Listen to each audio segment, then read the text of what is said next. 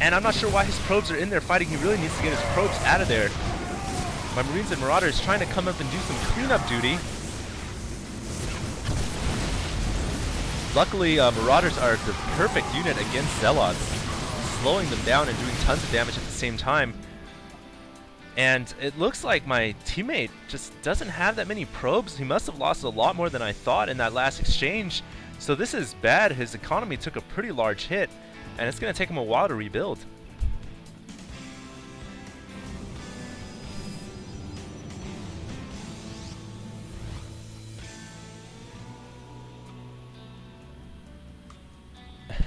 There's actually a guy outside my place right now cutting the grass, so hopefully you guys don't hear that annoying whirring sound.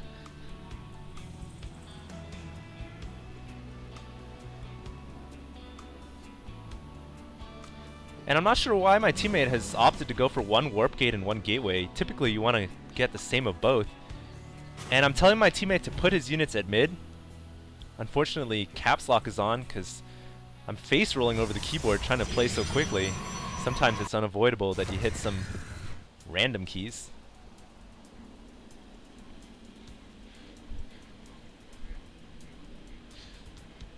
And the reason why you want to put your units at mid, in case you guys don't play a lot of Brood War or RTS in general, is by obtaining map control, you gain a lot of things. You gain early intelligence if the enemy team tries to rush you, and you're able to disturb any forces if they try to group up and keep them separated from each other. Meanwhile, you see the purple Protoss using Chronos Boost on all the buildings, including his teammates' factories. And it looks like my teammate Blue has finally gotten a Nexus up at that gold spot, opting to go for the gold minerals, strangely enough, instead of his natural right here.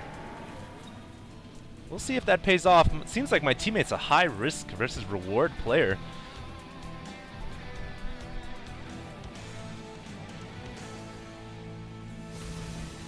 And here we go, the first high-tech unit of the game coming out is the Thor.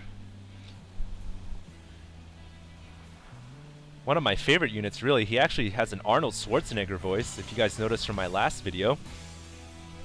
And I'm asking my teammate to boost my factories, the Chronos boost, so that the units come out quicker. And it seems like my teammate's not quite sure what I mean. Meanwhile, I'm grabbing my natural.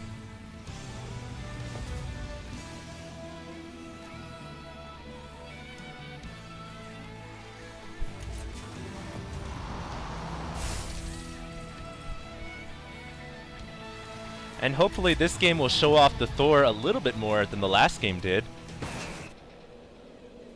The mighty, mighty Thor. And you guys can see its damage is quite insane. There's its ability, which can actually be used on units as well. I wasn't aware of that until just right now. It seems like that ability can be used on units, although it seems like it would be a waste unless it was a battle cruiser or something really strong. Because it does a lot of damage, like 500, 600 damage. And you guys see its abilities there. All of them do a lot of damage. Its missile launchers are pretty much the same as a Goliath. Maybe a bit slower. And I have a lone siege tank in my army.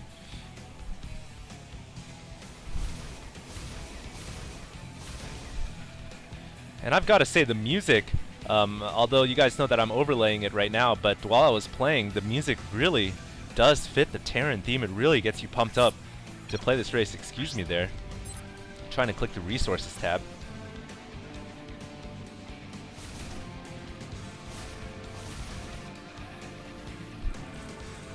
And I'm actually pulling back my forces. I'm not quite sure why.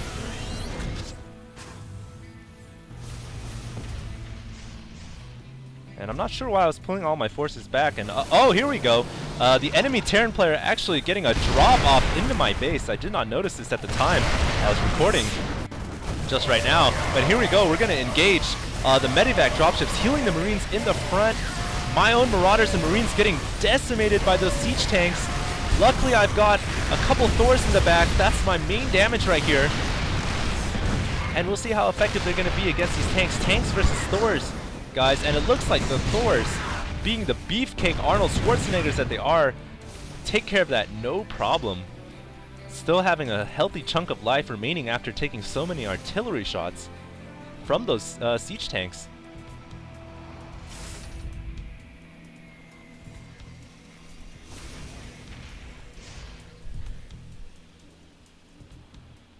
So my the enemy team dropping off into my base, but fails after encountering the mighty Thor. And I'm actually going to get some SCVs to repair that. And my teammate here really needs to build up some more units. He must have taken a larger hit than I thought in his economy, but he's really going to need some more units if he wants to be a factor in this game. Taking a look at his money, he's got quite a bit of minerals. He should be spending it on Zealots. And it seems like he's lacking in gas, though.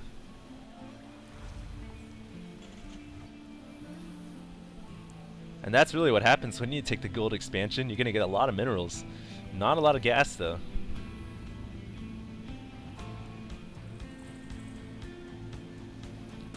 And, wow, it looks like my teammate has actually gotten a bunch of probes idling about in his base, just having a campfire under that tree. I'm not sure what that's about, and it looks like the enemy Protoss is getting a lot of Void Rays here. Perhaps after seeing my Thors, decides that the best unit to go for would be Void Rays, and he is right. Those Void Rays are very, very effective against big, bulky, high HP units. Void Rays, of course, doing increased damage as the longer they attack a single target. You guys can see on the upgrades tab, the enemy Terran player is actually getting Neo Steel Frame. That's the upgrade for, I believe, vehicles, mech units, armored mech units, armor 4 mech units.